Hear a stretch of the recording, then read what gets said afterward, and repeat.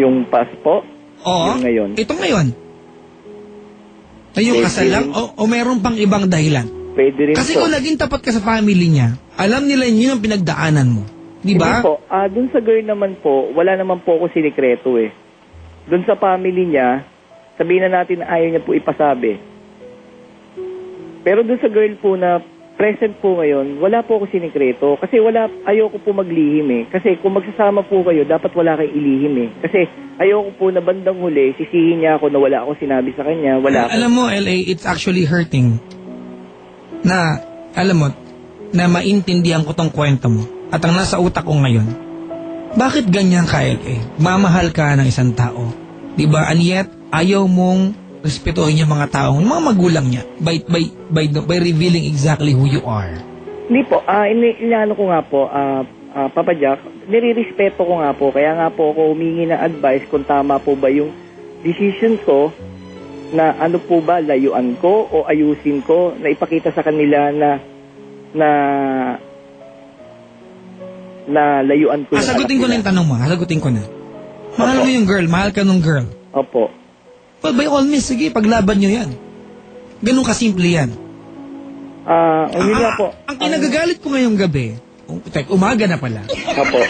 Ang kinagagalit ko ngayon, LA, is yung bagay, di ba, kung paano mo irespeto yung mga tao nag-alaga sa tao mahal bago mo nakilala.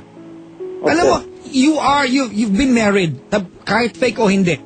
Di ba? Okay, baguhin natin. Nagkaroon ka na ng asawa sa isang tahanan dati, tama? Opo. 10 taong kayo nagsama, tama mali? Bali, ang pagsasama naman po namin, off and on eh. Wala akong 10 taong kayo nagsama, 10 taong kayo magkarelasyon. Opo. Alright? Opo. Hindi ito basta lang, LA na namasyal ka sa park na hindi mo na kailangan ikwento sa family ng taong yon. Opo. This is major. Isang dekada ito nagkaroon kang dating partner. Opo. At hindi mo kinuwento sa kanila. Kasi po, ikapapakasalan mo na yung babae, kukunin mo na siya sa family niya, and yet hindi nila kailangan taong kukuha kanila. Kahit sino magulang magagalit. Dun sa girl po, yung sa present ko po, sinabi ko naman po yun eh. Wala nga po ako nilihim sa kanya. I know, yun ang andun na tayo. I do not question the love that you have for each other. Alright? Opo. And I believe that's your thing. Kayo makakasagot niya kung nagmamahalan kayo. Diba? Tayo sa kwento mo, nagmamahalan kayo. Opo. Pero yung pagkakaroon ng dating asawa at nagsama kayo ng 10 taon, nagkaroon, di ba? Opo. LA major yun eh. That's a major part of you na dapat sana i-reveal mo sa family niya. Because mga kaibigan, ito, LA, makinig ka sa akin, ha? You are 36, I'm 29 this coming Thursday. Pero ito na, LA, right? Pagpapakasalan mo yung girl, LA, kahit nasabihin natin literally, hindi naman talaga. Pag pinakasalan mo yung girl, katumbas yung LA na pinakasalan mo yung buong family. Papa Jack, pero sabi ko po nga po, alam po ng mother niya po, nung girlfriend ko po nung present, na may naging live-in partner po ako. Pero pare-pares nga po kami na walang alam na meron nga po naging legal na kasal doon sa Pasko. Ngayon lang po namin na-reveal na meron pala. Kung hindi pa kumuha po yung nanay niya, tsaka lang po nalaman, kahit po ako nagulat. Kamusta na yung judge ngayon? Hindi ko po alam, hindi ko na po kasi nakita lang po namin yung yung certificate na talagang sa NSO, naka-record nga po yung kasal namin nung Pasko. Pumunta ka, ha? Doon sa judge, ha? Kumustahin mo. Kamusta na po yung illegal na ginawa natin ng judge? Ganun. Ay, wala na po rin yung judge na gumawa po nun. Patay na rin po eh. Di, kumustahin mo yung pumalit sa kanya? Hindi ko alam. Kung ito'y nakatala sa gobyerno at ito'y legal, nakapangalan sa iyo, pananagutan mo ito. Opo nga. Diba? Ang sa akin lang po naman, yun nga po, gusto ko rin, kaya rin po ako tumawag, baka marinig din po nung Pasko, siguro may asawa na rin po siya kasi sa longer 6 years na kaming hiwalay, baka sa tagal na wala po na siya, baka may asawa na rin po siya. Ang sa akin lang, kaya rin po ako tumawag, baka sakaling marinig niya na kung gusto namin mag-move on parehas, isettle namin yung nangyari, na baka sakali na matulungan namin ng isa't isa na maka-move on na. Alright. Ganito alam mo meron ng hesitation, LA, na paniwalaan yung part ng kwento na ang tanging iniiwan sa'yo ng magulang ay yung nalamang dokumento sa munisipyo. Yun po, opo. I think there's more than that. Yun Kasi lang. gusto kong isipin, LA, na baka yung nanay naghanap na lang ng dahilan para ilayo yung anak sa'yo. Kasi kung na-reveal mo sa kanila na may kinasama po ko dati na ganito, ganyan, di ba? At tanggap ka nila bilang part ng family nila at gusto nila anak para sa'yo, tutulungan ka nila na malusutan to. Pero iniisip ko ngayon parang, teka lang, baka mamaya yung nanay naghanap ng dahilan para ilayo yung anak sa'yo. Kaya tinatanong kita, anong klase kang tao? Bakit ayaw sa'yo ng mga magulang ng tao mahal mo? May isa pa pong dahilan kung bakit po. Kaso mo, hindi ko po pwedeng sabihin on air. Bakit kaya? Kasi po, baka sabihin po nung girlfriend ko, yung ano po ng family nila, sinabi ko pa on air. Yung mana, gano'n mana? Hindi po, hindi po yun. Bali, Mana, pakilista rin yung pangalan ko. sabihin na natin po, Papa Jack for short, siya po yung pinaka-breadwinner sa kanila. Parang pagka nawala, pakiramdam ng nagulang niya is totally wala na. Pag nawala yung girl sa kanila, parang totally wala na. Parang ganun yung pakiramdam ko. Kaya lahat ng bawat kilos ng anak, tinitignan nila.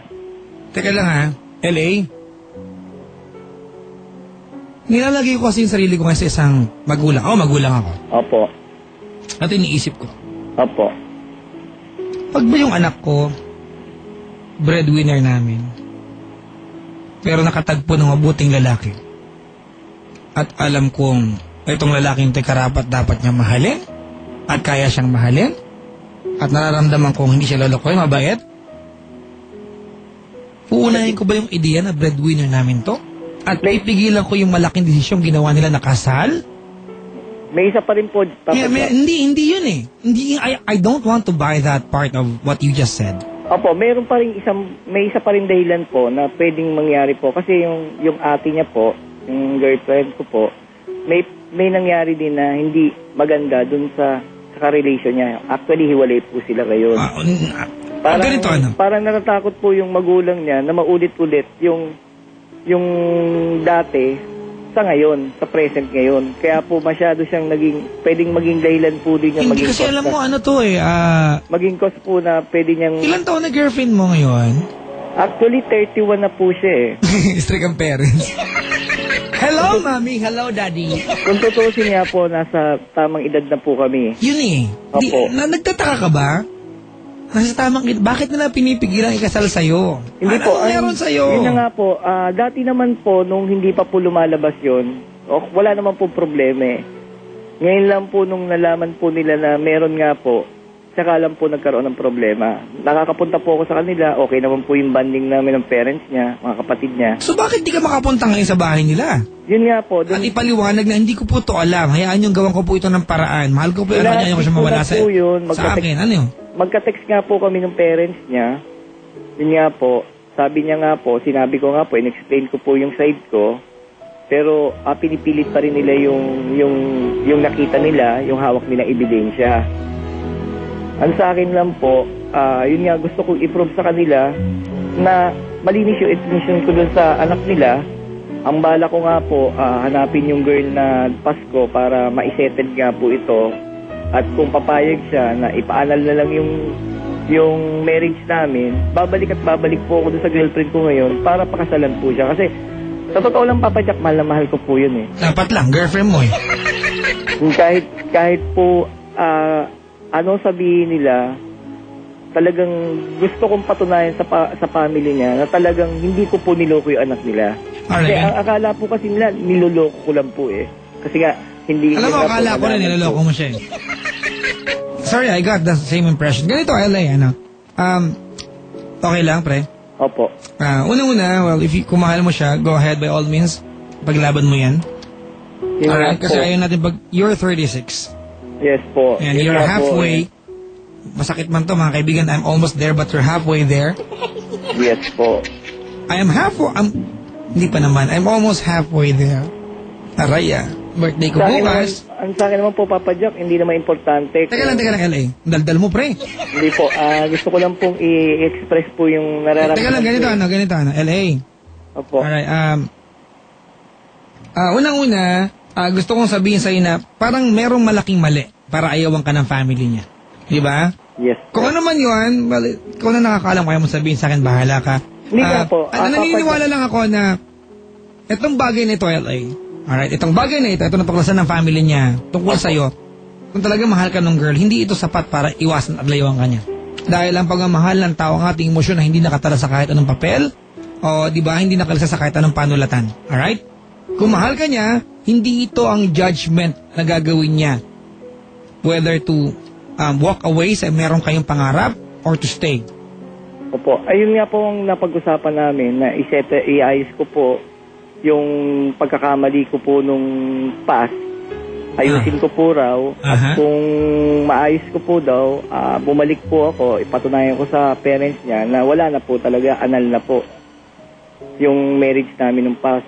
Yun po yung napag-usapan namin ngayon. So ayan, sa kasalukuyan, LA, meron dalawang dokumentong hawak. Mga kaibigan, I am not from the government offices. Hindi ko to alam, but may dalawang dokumentong hawak. Ikaw, na nagpapatunay na wala kang kasal. At yung isa, nagpapatunay na ikaw ay kasal. Well, siguro, kumuha kayo ng 3 dokumento, di ba? Lahat ng pwedeng paraan, di ba? I-secure nyo para mapatunayan na nameke ka dati ng dokumento, tapos pumunta ka ng presidente, pakulong mo sarili mo. You have to pay for this. Apo. Gusto mo itama lahat ng bagay. Alam ko po. Diba, may kakulang parusa ang mga ginawa mo, but I don't know, pero ang akin lang, if you love each other, kung talagang mahal ka niya, you wouldn't even bother calling me. Kasi dapat na-secure ka na niya, na tipong, LA, ano man ang pinagdadaanan mo, I will be here for you. Pero wala kang ganun tinanggap. Ibig sabihin, her love for you is conditional. If you truly love someone, di ba? Talaga mahal mo yung tao. May pinagdadaanan naman niya na pwede makapanakit sa'yo. Uunahin mo yung welfare niya. Opo. Kaysa sa emosyon mo. Opo. At hindi mo ito nakukuha. Now, I doubt, mahal ka ba niya? Sabi ko nga po sa kanya, kung hindi mo kayang tanggapin kung ano ang nangyari sa akin ngayon, sabi ko nga po, pwede siya mag-move on. Pwede niyang maghanap po siya ng deserve po para sa kanya. Nakakalungkot yung bagay na yan. Ang sabi naman po niya sa akin, kaya natin to, pagsubok lang to. Well, good. Kung nakaantabay siya, ano gusto mong sabihin sa kanya? Ngayon, sabi niya po sa akin, medyo maglaylo muna daw po kami. Gawin ko yung tama at gagawin niya muna yung tama. Ano yung tama para sa kanya? Yun nga po, sumunod sa magulang? Hindi naman po sa sumunod actually sa magulang. Sumuway sa magulang? Hindi naman din po. Ang sabi lang po niya, gagawin niya muna po. Magwo-work po na siya. Focus muna siya dun sa work niya. Okay, sige. Alay ko nakaantabay siya. Anong gusto mo sabihin? Yun nga po. Sabi ko nga po. Ano tawagan niyo? Han po. Han, go ahead. Han, kung nakikinig ka ngayon, sana bigyan mo ako ng time para maayos ko lahat ito. Basta yung pangako na sa isa't isa, sana walang iwanan. Alam mo yan, gaano kita kamahal. Sana lang, maghintay ka lang. Huwag kang magsawa. Gagawin ko lahat para ma-improve sa family mo na karapat-dapat ako. Yun lang. Gagawin ko lahat yan para sa'yo. Yun lang po. Sa family niya? Sa family niya, kung may nagawa po akong kasalanan sa inyo, hindi ko po niloloko yung anak nyo. So siguro, ang isa lang alam kong pagkakamali ko, yung nakaraan ko. At hindi ko rin ginusto na meron akong nakaraan.